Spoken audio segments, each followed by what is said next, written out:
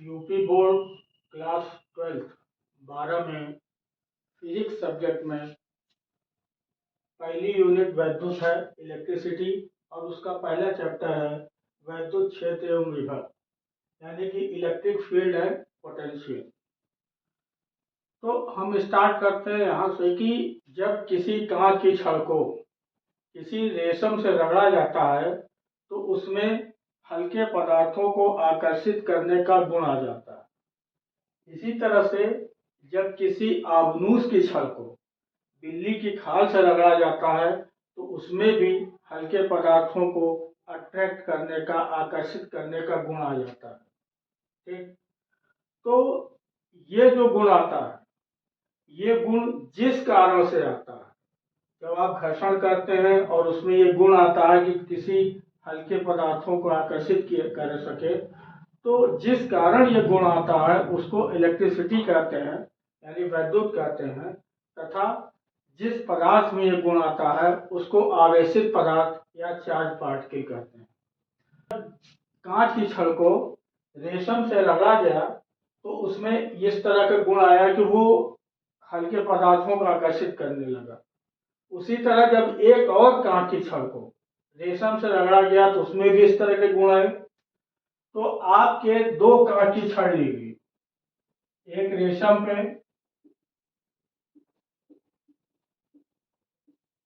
ये कांच की छड़ है,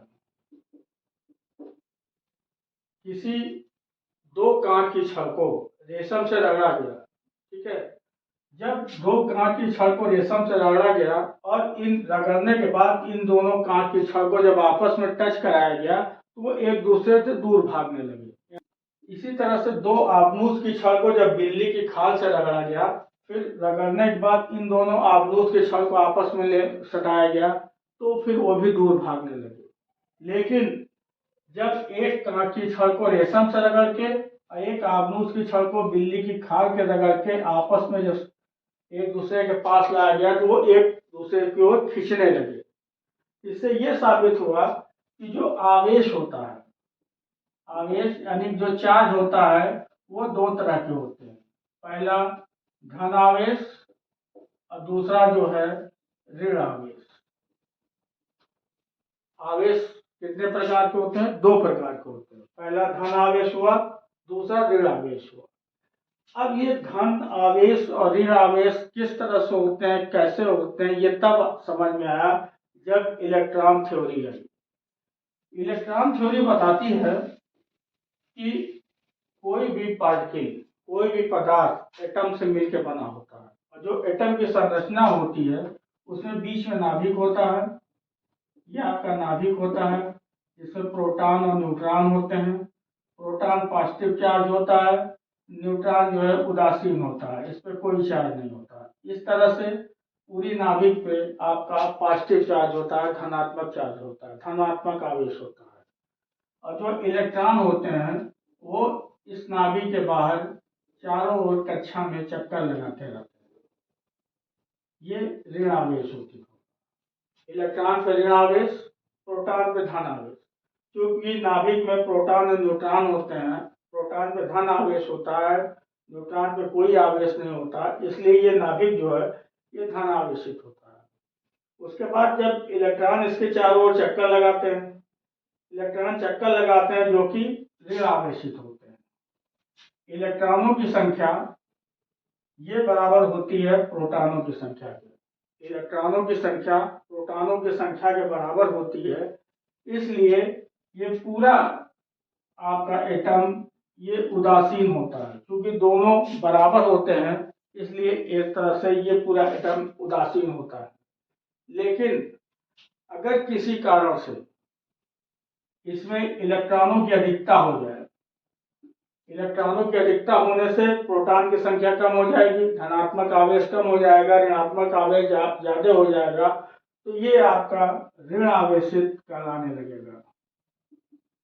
ये पार्टिकल आपका, ये एटम ऋण आवेशित कहलाने लगेगा। और अगर किसी तरह से किसी कारण इलेक्ट्रॉन इसमें से चले जाए, इलेक्ट्रॉन इसमें से बाहर हो जाए, तो यहाँ पे प्रोटॉनों की संख्या यानी धन आवेशों की संख्या बढ़ जाती है, जिससे ये आपका धन आवेशित कहलाने लगता है। ठीक है, ऋण आवेशित धन आवेशित कैसे होते हैं?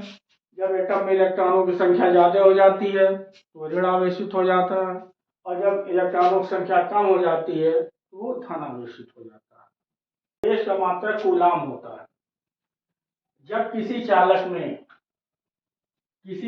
में 1 एम्पीयर धारा 1 सेकंड तक प्रभावित हो, जब किसी चालक में 1 एम्पीयर धारा 1 सेकंड तक प्रवाहित होती है तो उससे गुजरने वाले आवेश की मात्रा ये आपका 1 कूलाम होता है। अर्थात आवेश बराबर धारा इंटू समय, या 1 एम्पीयर धारा गुणे 1 सेकंड बराबर 1 कूलाम। 1 कूलाम बराबर 1 एम्पीयर सेकंड। जब किसी चालक में 1 एम्पीयर धारा 1 सेकंड तक प्रवाहित की जाती है तो उस चालक से गुजरने वाले आवेश की मात्रा 1 कूलाम होती है। अब आता है कूलाम का नियम। कूलाम का नियम, मान लीजिए एक Q1 आवेश है, दूसरा Q2 आवेश है, जिनके बीच दोनों इस तरह रखे हुए हैं, जिनके बीच की दूरी r है। ये दूरी बहुत अल्प है, इतनी अल्प है कि इस आवेश के द्वारा इस पर भी बल लग सकता है, इस आवेश के द्वारा इस पर भी बल लग सकता है। ये आवेश पॉजिटिव हो सकते हैं दोनों, या दोनों निगेटिव हो सकते हैं, या एक निगेटिव एक पॉजिटिव हो सकते हैं, किसी भी तरह के आवेश हो सकते हैं। तो इन r दूरी पर जब ये दोनों आवेश रखे हैं तो प्रत्येक आवेश एक दूसरे पर आकर्षण बल या प्रतिकर्षण बल लगाएगा। ठीक, इन दोनों के बीच में एक बल उत्पन्न होगा, चाहे वो आकर्षण बल हो चाहे प्रतिकर्षण बल हो। अगर दोनों आवेश सेम है तो प्रतिकर्षण बल होगा, यदि दोनों आवेश सेम नहीं है तो आकर्षण बल होगा।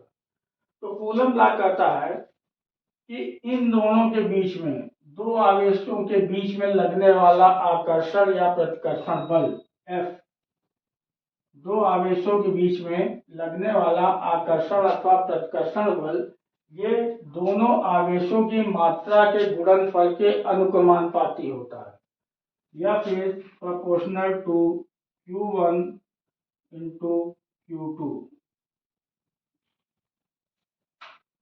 आवेशों की मात्रा के गुणनफल के अनुक्रमानुपाती होता है, तथा इन दोनों के बीच की दूरी के वर्ग के व्युत्क्रमानुपाती होता है। यानी कि F is proportional to 1/r²।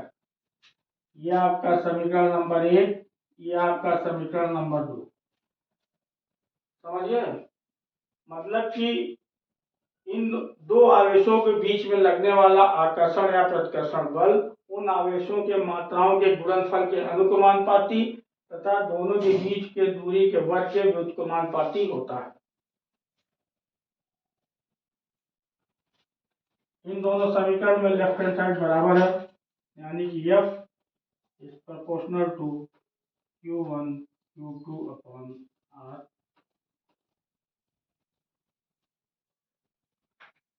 F is proportional to Q1 Q2/r²। अगर इस प्रोपोर्शनलिटी की जगह हम इक्वल रखें, यानी कि F अगर इक्वल करें तो एक कांस्टेंट K हो जाएगा Q1 Q2/r²।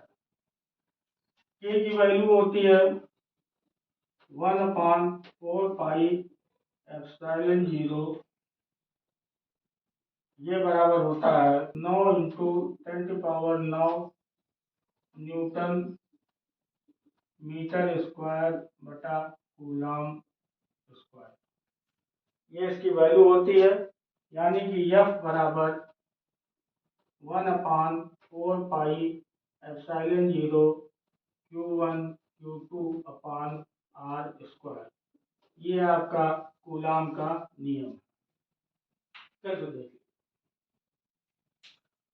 कूलम लॉ कहता है कि दो आवेशों के बीच में लगने वाला आकर्षण या प्रतिकर्षण बल इन दोनों आवेशों की मात्राओं के गुणनफल के अनुक्रमानुपाती तथा दोनों के बीच की दूरी r के वर्ग के व्युत्क्रमानुपाती होता है। इन दोनों को हमने लिख लिया। उसके बाद लेफ्ट हैंड साइड F है, इन दोनों को ऐड कर दिया तो Q1 Q2 upon 1 are square हो जाएगा। इस निशान को हटा के अगर हम इक्वल का निशान लगाएंगे तो एक कांस्टेंट के जुड़ जाएगा कि अब इसको टू के Q1 Q2 upon R square.